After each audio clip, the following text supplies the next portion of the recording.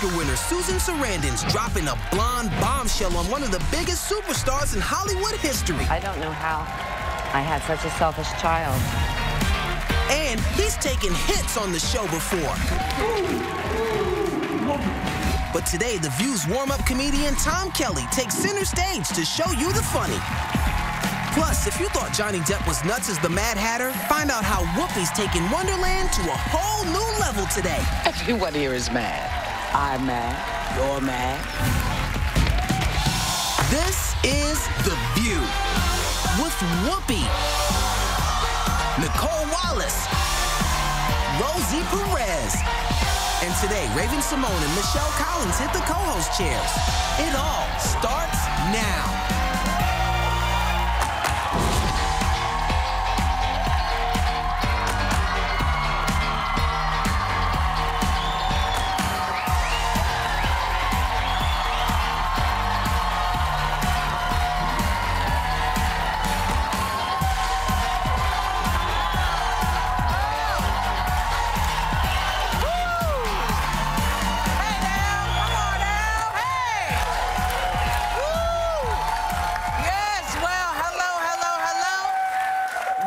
To The View, y'all. Welcome to The View. Thank you. We're so glad that you came and hung out with us, and we decided we were going to get deep today. Very deep, very deep. Because we're not afraid to tackle the tough stuff in Hot Topics. So let me put this to you. Are you washing your bra too much? Because apparently overwashing your bra can cause that bra to lose support, which can damage your breasts, make them grow in funny directions. Sometimes they're looking you in the face. And experts recommend that you wash it after 3 or 4 years. Oh, years? My bad, my bad. 3 or 4 wears. Sorry. Do you agree? This whole thing about bras and boobs, I mean, you're supposed to have new bras with lots of lift. I didn't know that. This whole washing thing is a mystery to me. I don't know. I throw them in like when they end up in the pile of laundry in the bathroom. I don't know how often. Well, what about you, Kitty? I would buy more bras if they weren't so expensive for my cup size. Yeah, same here. Same here. Yeah. Like, Really? Maybe a bra for me can cost like $4.50 if it's a good bra. What? $4? Are you going to Toyota for a bra? Where are you leasing your bra? You lifted a little too much. Pull a little some of this on back. Thank you.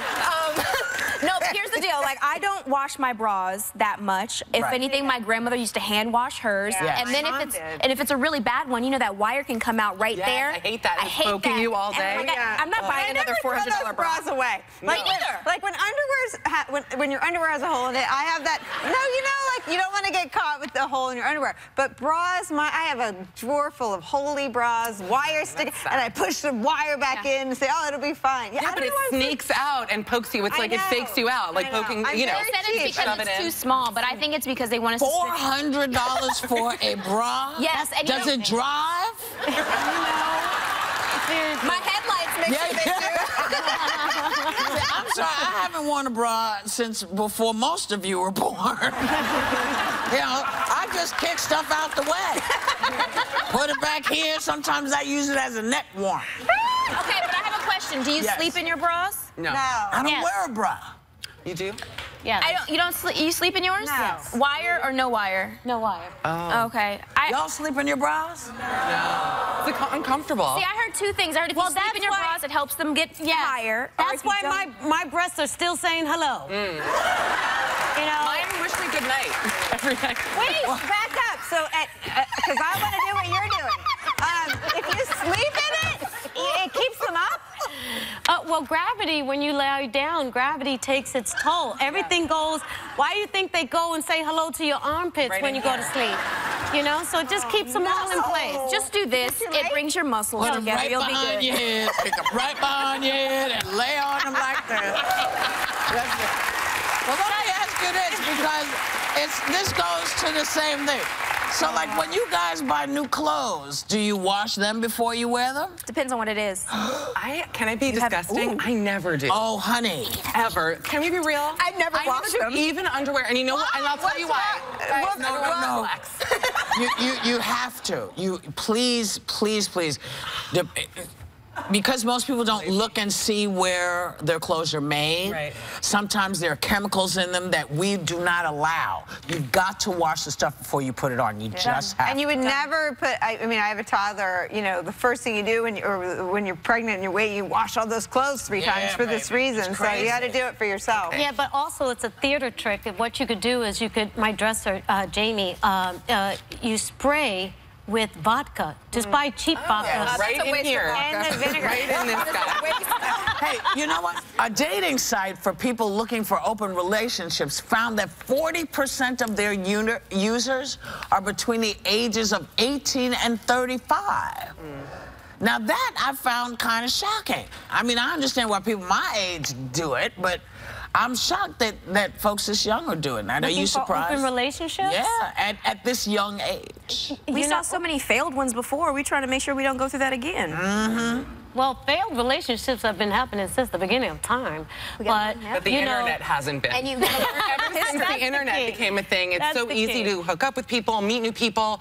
I think the options now are so much greater than they used to be that you can't limit yourself to just one. It's like Pringles, you know? Say So, to like, somebody, I'm sorry. Is it an option on, like, an online dating thing? Like, I'm looking for a steady relationship, I'm looking for an open relationship. I mean, do you have to answer this question? On Tinder, I've matched with guys who will, after, let's call it 15 minutes of chatting, what a sad life I lead. Anyways, they'll say to me, oh, by the way, I'm married, or they'll say I have a girlfriend, but this and that, and I'm like, why? At least they put it out there. You know what I mean? That's actually a good thing. They're looking for an open... So you can make the choice. Exactly, and I'm not. That's not for me. That's not your thing. Well, there's a difference between a relationship and sex, though. Like, there is a big difference. Yeah. Sometimes all you want is sex. Okay, I'm sorry. I know this is no. And let me just reiterate by saying, as I always do, keep your emails and your tweets and stuff to yourself, because I don't care. But, you know, I used to get in big trouble on this show all the time because I said, you know, I don't want a relationship. Sometimes I do want sex, and I don't mind a hit and run. But that's because I don't want it. I don't want to have your kids. I don't want to meet your family. I just want to get laid.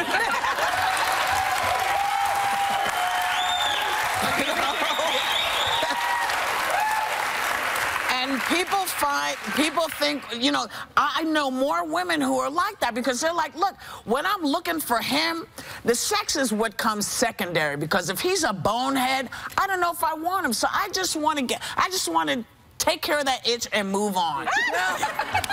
There's a video that went viral a little while ago about a baby learning to crawl, and he's getting some help from his best friend. Check this out. Look. Now, come on, look, this is how you do it. 1, 2, 1, 2, 1, 2, 1, 2.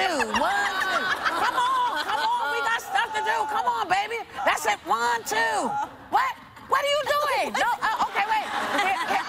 1, 2, that's it, come on, girl, we're running.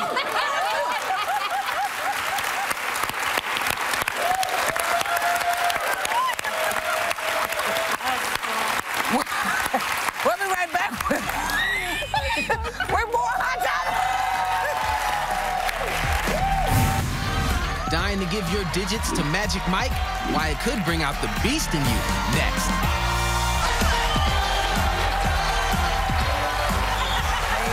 Hey, now. Welcome back. There is a new high-tech mattress that that lets a couple know that they haven't had sex in a while.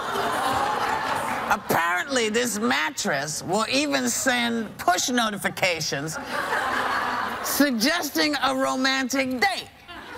So what I want to know is, what the hell else is this mattress like? If it's smart enough to send me a text, I want to know what else it's doing. Yeah, I want to know, is it based on... movement? Yeah, like rough movement or real movement? I think it's a mattress. Like, what else could it be based on? But I'm just saying, there's different types of sex people be having. It's based on you know what I'm saying? That's all. You know,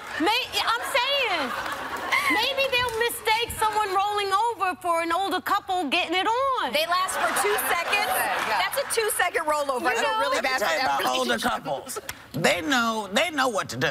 Of course they know. Those old men, you know you got 6 minutes. That's what I'm saying. And it's just like this. And she's just like, and that's it.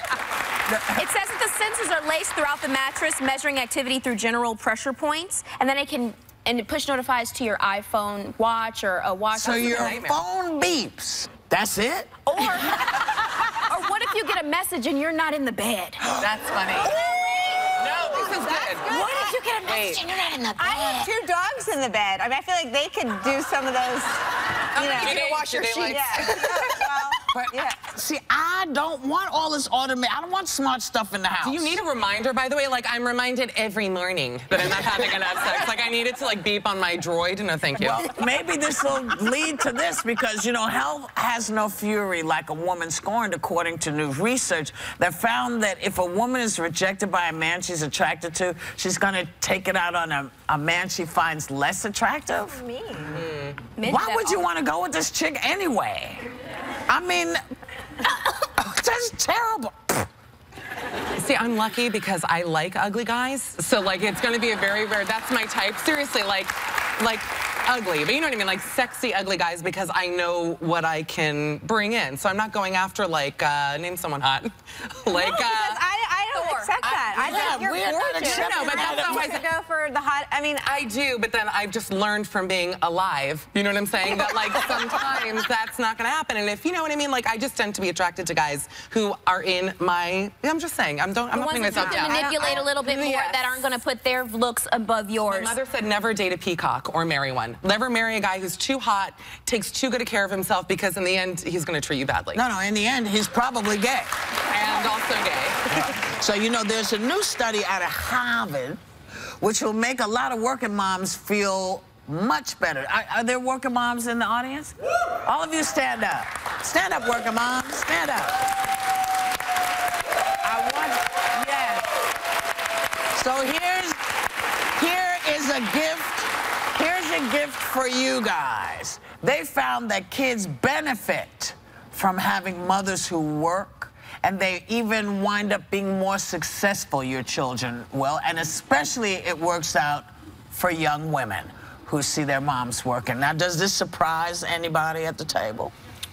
No, it didn't. Well, you know, as you know, I wasn't raised by my birth mother. She did not work. But my aunt, who is my soul and heart's mom, she did work. She worked 3 different jobs a day in Bushwick. And watching her come home every single day, just spent, you know, pushed, it just, you know, at first it used to break my heart, but it also propelled me to work that much harder so that she wouldn't have to suffer anymore and I wouldn't have to live a life of suffering either. And it made me a very, very tenacious and responsible young woman. So for me, that holds true. I want to stand up, though. Sorry to interrupt you. I agree. I think it's wonderful when moms work, and I love to see that, especially in my family, when you see the women work. But it's also a different kind of job when you're a stay-at-home mom. That's a hard job as well. Taking care of a whole household. That's a different kind of job that I don't think gets as much appreciation in this type of study and in other ways. Like, mothers need to get paid for being at home, taking care of the next generation. I think the culture holds up the stay-at-home mother as more noble than the working mom. The working moms are the ones that feel like crap. The stay-at-home mothers are sort of held up as the ones that have their priorities in line, and so I think it's all heroic. I think just being a woman is you know, whether you have kids or no kids, you're the ones juggling, and you know, so I think just being a woman is heroic. Now, you know how we love viral videos on this show, so we're going to show you another one, and this went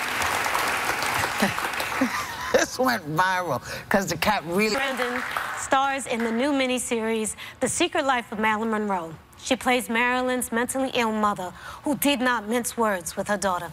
Take a look. Xana put me on a film. It's called The 7-Year Itch. Billy Wilder's directing. I'm starring. And Joe just doesn't understand why it's so important to me. Does he love you? Yes. Do you love him? Yes. Have a baby.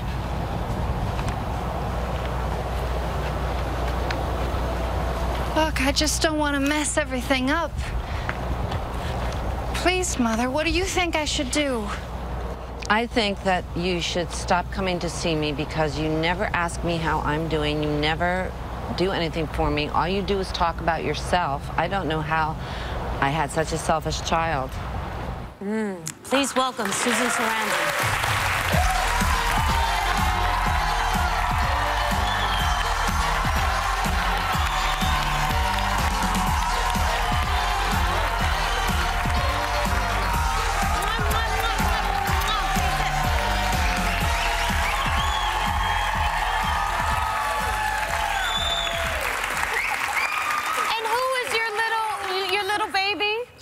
Who's your little baby there? She's actually pretty old now. She's been coming on this show for like forever.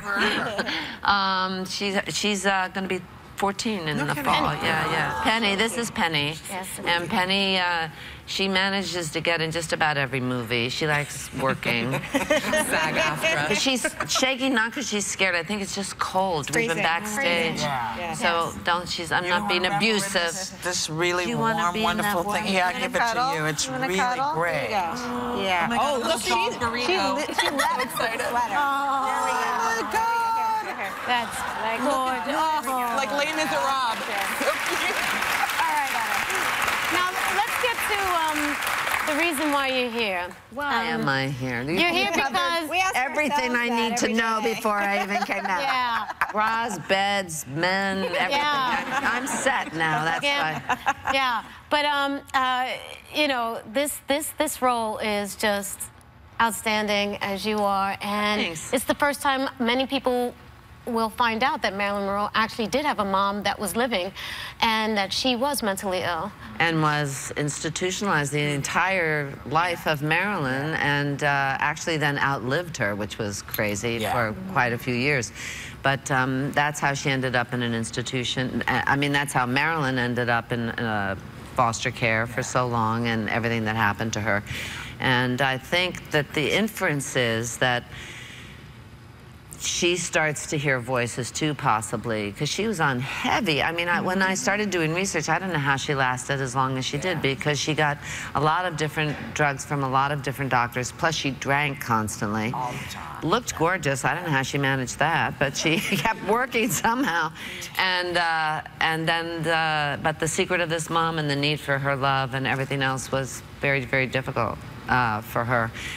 What are some of the other surprises that we'll find out if we watch this movie? It was a wonderful movie, by the way. I don't know. I mean, I think that's the big one, you know, the ups and downs of that, and where was her father, and the different men. They go into a lot of the different men that were very different, each one of them, and kind of somewhat abusive in their own way. And your daughter Eva appears in the movie as a younger you, right? Yes, we switch on and off. I played her older in the Adam Sandler movie, which she had the main part. Now, she came in just quickly to play me younger, but also still having episodes. She was very, but she had a small baby, my daughter, and so it was kind of a nice way. Here she is. Do you love, so you're, I can't even say this because you're so hot. You're a grandma. Yeah, I don't mind being a grandma. It's so much easier catching than pushing. It's much easier. And she had a home birth. She's a wild little girl, too. She's really fun. She's just so funny and so strong and really all over the place. Where she gets it from. She's going to give my daughter a run for her money. I can't wait to see that. And you were there for the home birth, right? Eva had a 36-hour home birth, and I was there, and I did get to see the baby struggling to be born. And it was the first time I really understood death, I think, to see this thing changing its environment and trying to figure out how to cope. It was like a magnificent National Geographic special where we put the baby on her stomach, still connected, and she crawled to the breast. Did you know a baby could do that? Girls are so smart. Like like a kangaroo. She just, I mean, none of my kids, I had 2 natural births, and the third one I was like, why am I not doing drugs again? I can't even remember. So I had an epidural, but the first 2, and you know, it's so extraordinary, and we had a great team of women that were there, and you know, it was great. Yeah, thank you. My mother was very high when she had me. I was a huge baby. Anyways, No, you're single now, I'm not Susan. surprised. I mean, really, this was like a big situation, a lot of drugs whipping. Okay. You are single now, which I think a lot of people are excited to hear. Thank you, I hope so. Well, I think so, yeah. We've been talking about a lot of celebrities using dating sites. So I guess the question we have is, Susan Sarandon, are you on Tinder? Are you using dating sites? No, I am not swiping either way, no. I could use this opportunity, although I don't know any man that I might find would be home right now watching this show, but I could use this to start a PSA about what I'm looking for. Okay, I know. Wait. Yeah, go ahead. Okay. Here's Susan Sarandon. Okay. All right. I'm not actively looking, but if there's a person, I would leave open the age, the color, the gender even. I'm open. There you go. Well, it increases your chances, doesn't it? I'm like, come on. Somebody who is not going to find it difficult to be with me, and people come up to me and say, oh, I love your work. That won't turn out to be a problem. Someone who's really passionate about what they do, and they love what they do. Starting to sound like me. And a little bit like...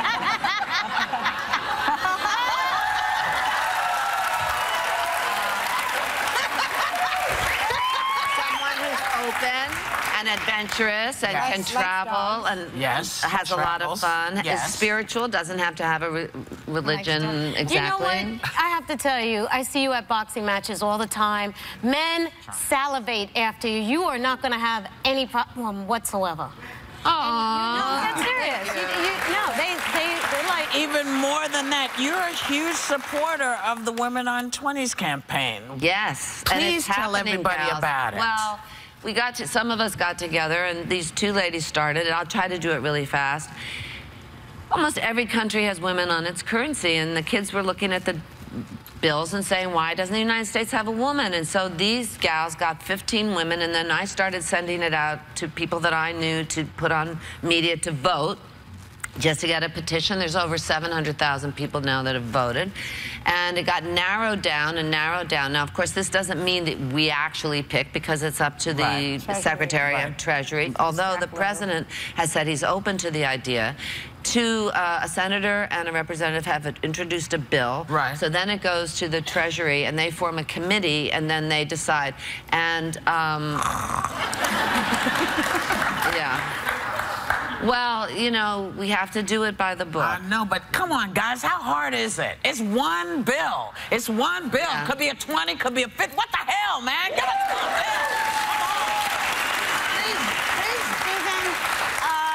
I do hope this happens, and I love you. You know, I do love you, and I can't wait for everyone to watch you on this special. You're an amazing person, an amazing actress. Our thanks to Susan Sarandon. The Secret Life of Marilyn Monroe premieres May 30th on Lifetime, and we will be right back.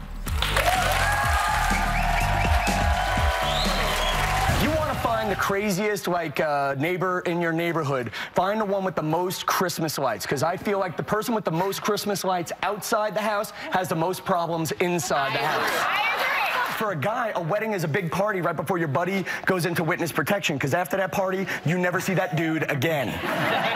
We've got the best slogan, Kiss Me, I'm Irish, so much better slogan than Turn the Lights Off, I'm Amish, or Explain It to Me, I'm Polish, or Circumcise Me, I'm Jewish. So.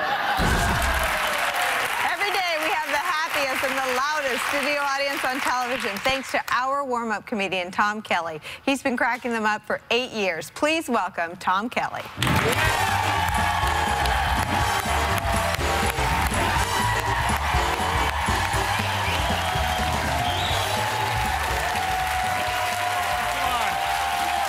Too much.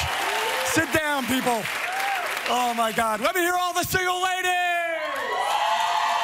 It's been so long since I've had a steady girlfriend that this year for Christmas, Mom and Dad, they got me Match.com, the dating website.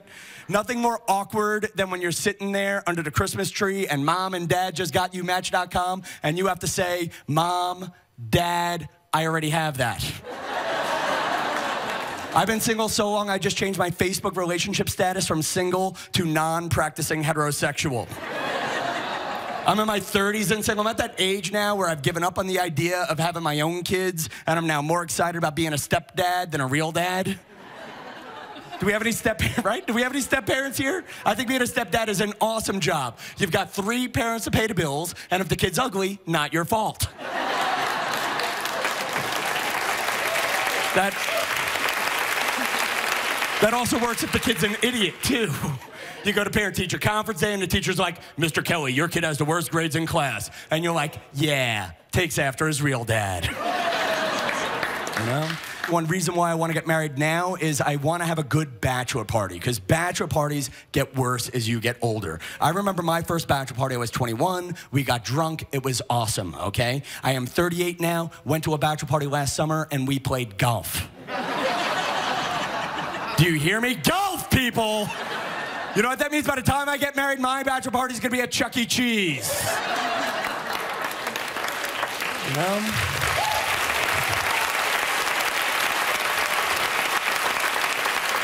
I'd rather date an older woman than a younger woman. I think 40 is the perfect age for a woman. It's just easier to text message with a woman in her 40s, okay? Like, whereas you text message with a woman in her 40s or 50s, and she wants to say, I'm going to the mall, she'll text you, I'm going to the mall. Send. Same text message from a girl in her 30s will have like 100 extra letters in it. It'll be like, I'm going to the mall. Yay! You know? And then you text someone in their 20s, like little Kardashian over there. You text someone in their 20s, they use the emojis. You know what emojis are? Emojis are like hieroglyphics in your phone, okay? We have worked on the English language for 2,000 years. Steve Jobs has ruined it with 6 years of the iPhone. Same text message from that girl is like eyeball, car, building. And then I'm sitting there playing Pictionary trying to figure out what the hell she means. Ladies and gentlemen, I'm Tom Kelly. Good night.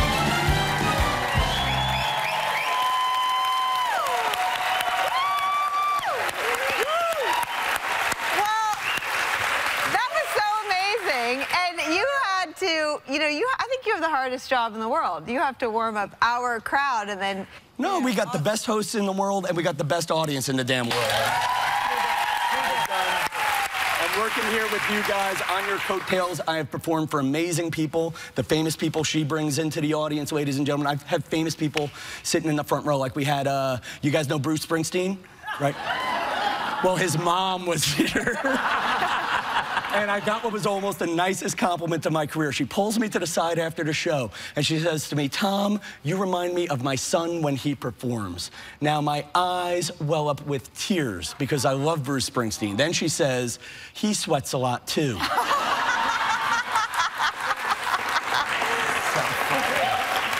do you mean when you say that you're a social media comedian? What would you post? I'm big on the internet. My website is thetomkellyshow.com. On YouTube, I'm Tom Kelly Show. On Instagram, I'm Tom Kelly Show. On Match.com, I'm Tom Kelly Show. But I do a lot of have sex. 1 million views. Yeah. And I'm sitting there thinking, if I can hear my neighbors when they're having sex, can they hear me cry when I'm watching The Bachelor? Who are your role models? My role models, I remember the moment that I wanted to become a comedian was David Letterman. Yeah, which he's retired.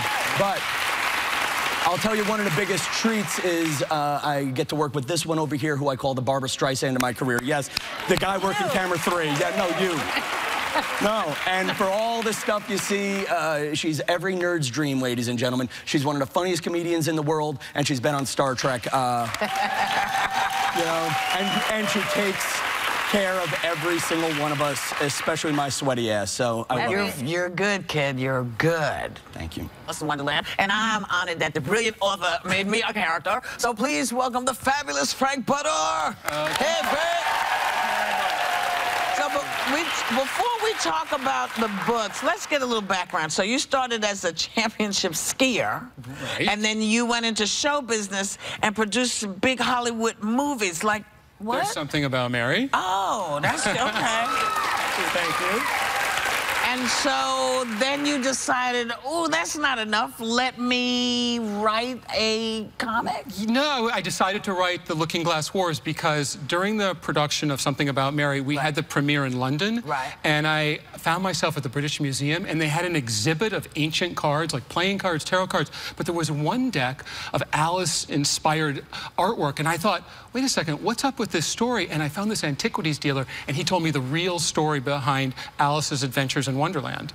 what I discoveed is that Wonderland is real. Princess Alice Hart was enjoying her 7th birthday when suddenly there was a violent coup led by her evil Aunt Red. Her bodyguard, Hatter Madigan, whisked her to safety through the Pool of Tears. Now, the legend is it's a portal from Wonderland to our world, but no one's ever come back. Our heroes, they jump into the Pool of Tears, they get separated. Alice shoots out of a puddle and ends up in Oxford and meets the writer Lewis Carroll, who wants to write a book about her harrowing adventure, but he betrays her and writes that bogus fairy tale. Can you imagine? I've been mad as hell. I've been burdened with the truth. Oh my God.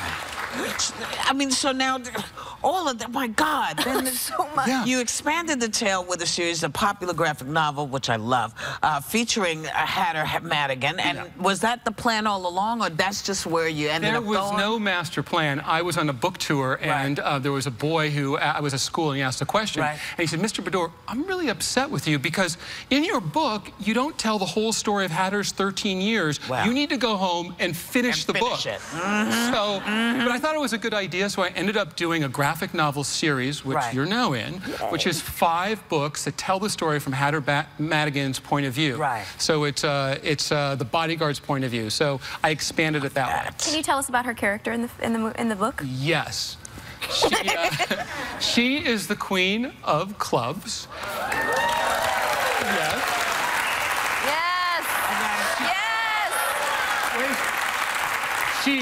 She's the best friend with the wickedest character in my book, Queen Red. Of course. Now they're best friends, but she's been plotting. She's in love with this character on the good side, and so she's been plotting against Queen Red. And unfortunately, you're noble, but you fail and you lose your head. I know. But I got fly shoes out of it.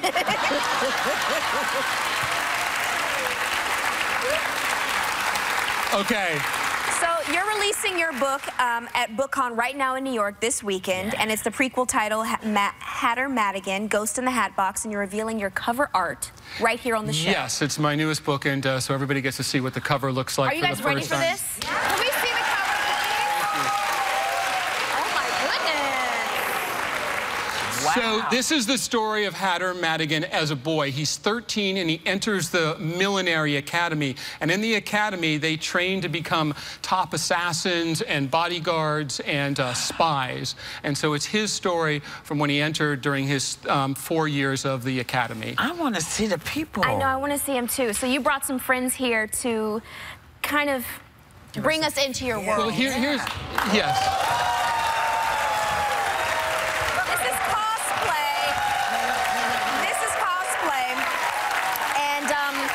You know, a wonderful subculture that I'm absolutely addicted to. Please explain. You know, sometimes when you work on a book for a long time, the characters follow you wherever you're going. In this case, they're cosplayers who enjoy all characters in pop culture, and they dress up. And this is Queen Red, her imperial viciousness. And this is Hatter Madigan, his signature weapon, his hat. I want one. And this is the head guardsman, Dodge Anders. And Warrior Alice, the star of my novel. And this is Whoopi's character, the Queen of Clubs. And by the way, we made these shoes for Whoopi. These are connected. See, this all the same fabric. I love You gotta eat a little more, honey. You gotta eat a little bit more. Are you guys going on the book tour with him? They'll all be at the BookCon on tomorrow and Sunday. So come down. You can get a free poster. I'll sign one of those posters for everybody. We love that. This is Frank, you were the best when I read about what you were doing. I was a fan beforehand, and having met you and talked to you, I'm so honored, so thrilled to see you guys coming to life, and you came here for us, even you, Skin. So we thank Frank, but if you're in New York City, please be sure to stop by BookCon. See, it's called BookCon. So you want to go over because it's all kind of books, comic books, book books, all kind of books. Make sure you go. And today, members of this audience are getting copies of his novels, The Looking Glass Lord and Love of Wonder. We We'll be right back.